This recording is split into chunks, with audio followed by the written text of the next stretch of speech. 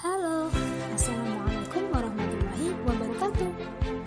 Pada mata kuliah akuntansi manajemen kali ini, kami dari kelompok 3 akuntansi syariah 4F akan membahas materi tentang metode penentuan HPP, harga pokok pesanan.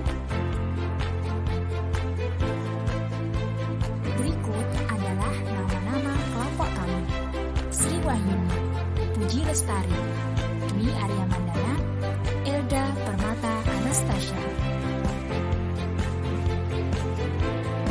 Apa saja sih yang akan kita bahas dalam metode penentuan HPP? Pertama, karakteristik lingkungan pesanan kerja. 2. Harga pokok normal dan kebebanan overhead. 3. Arus biaya melalui akun-akun. Dan yang keempat, pertimbangan manajerial. Karakteristik lingkungan pesanan kerja. Harga pokok pesanan adalah suatu sistem penetapan harga pokok produk yang digunakan dalam industri yang bekerja berdasarkan pesanan. Sistem ini mempunyai beberapa karakteristik pokok sebagai berikut. 1. Banyak job yang berbeda dikerjakan secara bersamaan dalam setiap periode waktu tertentu. Dalam sistem produksi ini hampir dapat dipastikan bahwa tiap pekerjaan akan berbeda dalam ukuran, desain, atau faktor lain dibanding dengan pekerjaan lainnya. Hal ini dikarenakan tujuan produksi perusahaan untuk melayani pesanan pembeli yang bentuknya tergantung pada spesifikasi atau keinginan si pemesan, sehingga produksinya terputus-putus dan setiap pesanan dapat dipisahkan identitasnya secara jelas. Dan juga karena setiap pesanan memiliki spesifikasi yang berbeda-beda, maka perlu dihitung harga pokok produksinya secara individual. 2. Biaya-biaya dikumpulkan untuk tiap pekerjaan. Hal ini bertujuan agar biaya tersebut dapat dihitung dengan teliti dan adil. Biaya-biaya tersebut disebut dengan biaya produksi, yang dapat digolongkan berdasarkan hubungannya dengan produk menjadi dua kelompok, yaitu biaya produksi langsung dan biaya produksi tidak langsung. Biaya produksi langsung terdiri dari biaya bahan baku dan biaya tenaga kerja langsung, sedangkan biaya produksi tidak langsung disebut dengan biaya overhead pabrik. 3. Job cost sheet adalah dokumen kunci dalam pengendalian akumulasi biaya untuk setiap pekerjaan. Job cost sheet ini berfungsi sebagai rekening pembantu yang digunakan untuk mengumpulkan biaya produksi tiap pesanan produk. Biaya produksi untuk mengerjakan pesanan tertentu dicatat secara rinci dalam kartu harga pokok pesanan yang bersangkutan. 4. Harga pokok per unit produk hitung menurut tiap pekerjaan dalam job cost sheet. Harga pokok produksi per unit dihitung saat pesanan selesai diproduksi dengan cara membagi jumlah biaya produksi yang dikeluarkan untuk pesanan tersebut dengan jumlah unit produk yang dihasilkan dalam pesanan yang bersangkutan. Sekalipun antara sistem harga pokok proses dan harga pokok pesanan memiliki beberapa perbedaan karakteristik operasi, namun bagan di bawah ini menunjukkan suatu urutan pengelolaan produk dan pengumpulan biaya yang dapat digunakan dalam kedua sistem produksi. Prosedur kerja dalam sebuah departemen pengelolaan dapat dilakukan sebagai satu pemrosesan berseri, yaitu suatu metode pengaturan departemen pengelolaan di mana semua unit mengalir dari satu departemen ke departemen lain secara berurutan.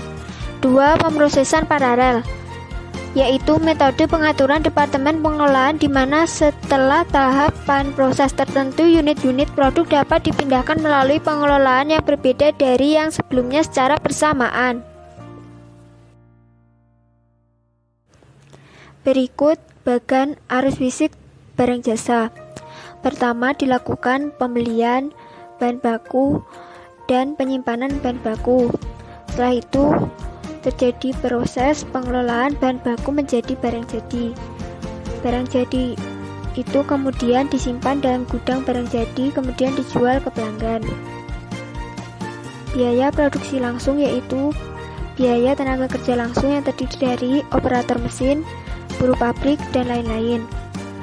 Biaya produksi tidak langsung yaitu overhead pabrik yang terdiri dari penyusutan, pemeliharaan, supervisi, dan lain-lainnya. Berikutnya bagan arus biaya produksi. Pertama kali yaitu penentuan harga pokok bahan baku yang ingin dibeli. Kemudian, penentuan harga pokok bahan baku yang dipakai. 3. Pengumpulan biaya produksi. Keempat, penentuan harga pokok produk jadi. Setelah itu, jual menurut harga pokok penjualan. Biaya produksi langsung, yaitu biaya tenaga kerja langsung terdiri dari operator mesin, buruh pabrik. Biaya produksi tidak langsung, yaitu biaya overhead pabrik terdiri dari biaya penyusutan dan pemeliharaan.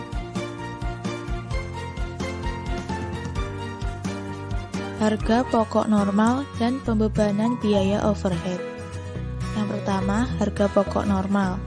Dalam keadaan normal, harga jual ditentukan atas biaya penuh masa yang akan datang dan ditambahkan atas laba yang diharapkan.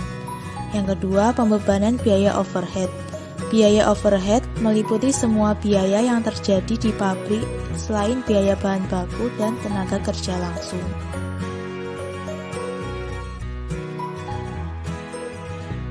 Penyebab sulitnya membebankan biaya overhead pabrik kepada tiap unit produk. Yang pertama, overhead pabrik merupakan biaya tidak langsung bagi tiap unit produk. Yang kedua, overhead pabrik terdiri dari banyak item yang berbeda dan merupakan campuran biaya variabel dan biaya-biaya tetap. Yang ketiga, biaya overhead pabrik cenderung tetap konstan secara relatif atau berubah dengan pola yang tidak teratur sekalipun output berfluktuasi sesuai musim. Yang keempat, manajemen tidak mau memisahkan biaya tetap dan biaya variabel dari biaya campuran karena dianggap tidak praktis, terutama jika biaya tersebut dianggap tidak signifikan jumlahnya. Pembebanan biaya overhead pabrik kepada tiap produk biasanya didasarkan pada alokasi tertentu secara konsisten. Dasar alokasi seperti jam kerja langsung, jam mesin, atau jenis aktivitas dapat digunakan sebagai suatu dasar untuk membebankan biaya-biaya overhead kepada produk atau jasa. Tarif overhead ditentukan di muka diperlukan untuk membebankan biaya overhead kepada job dalam produksi untuk perencanaan atau pada saat produksi sedang berlangsung.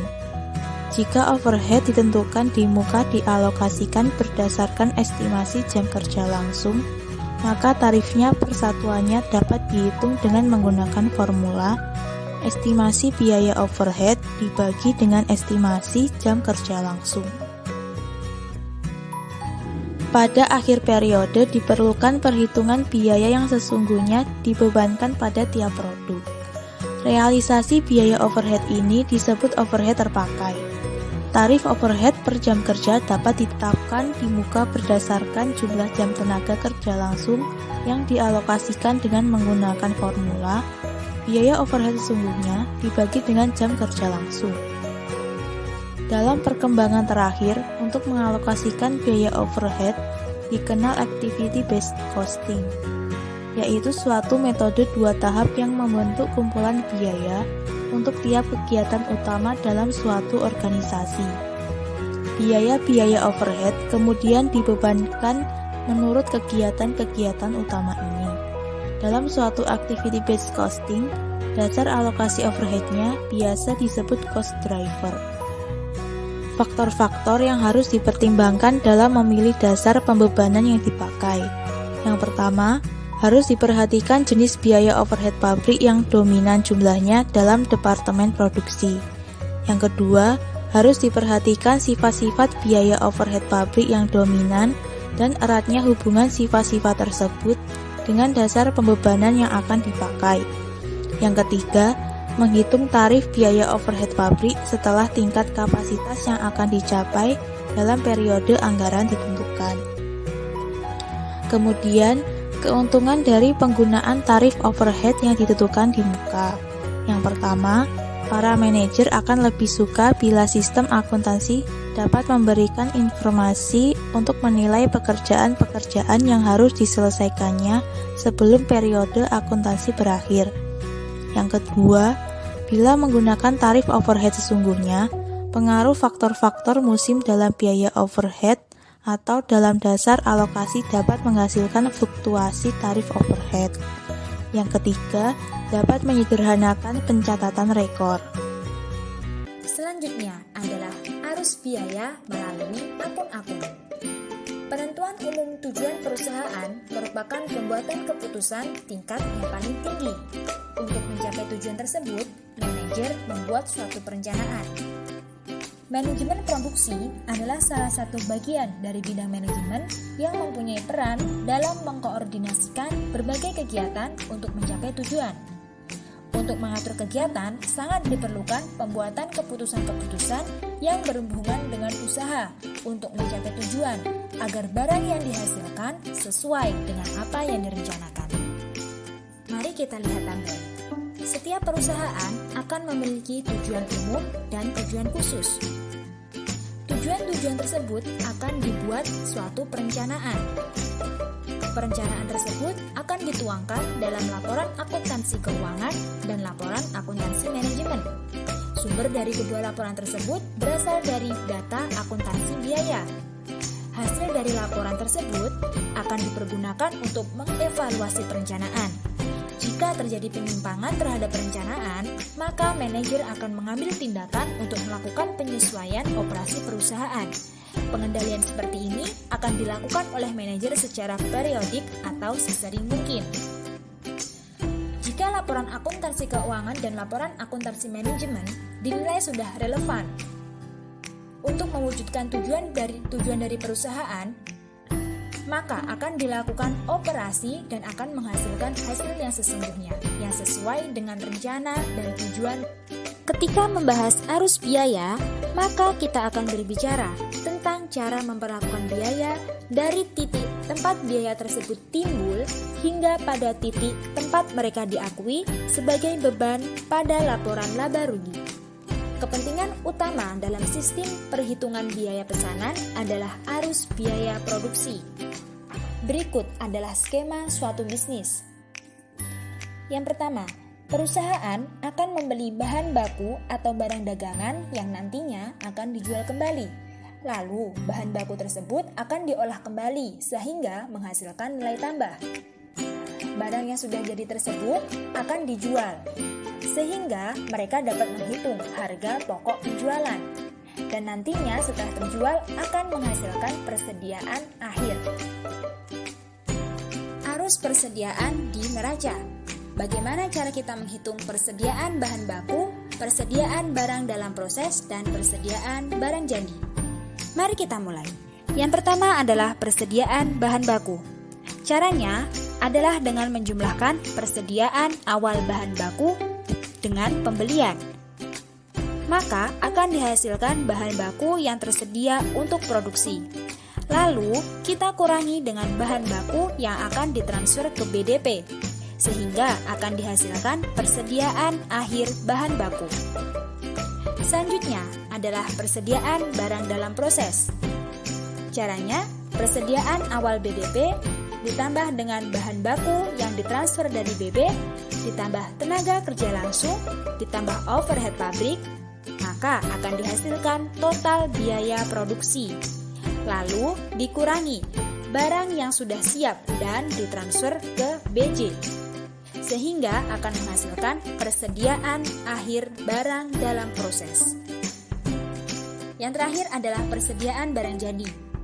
Cara menghitungnya, persediaan awal barang jadi ditambah dengan barang yang sudah siap dan ditransfer dari BDP. Setelah dijumlah akan menghasilkan biaya yang tersedia untuk dijual, lalu dikurangi harga pokok penjualan dan akan menghasilkan persediaan akhir barang jadi. Nah, harga pokok penjualan ini akan dimasukkan ke laporan laba atau rugi.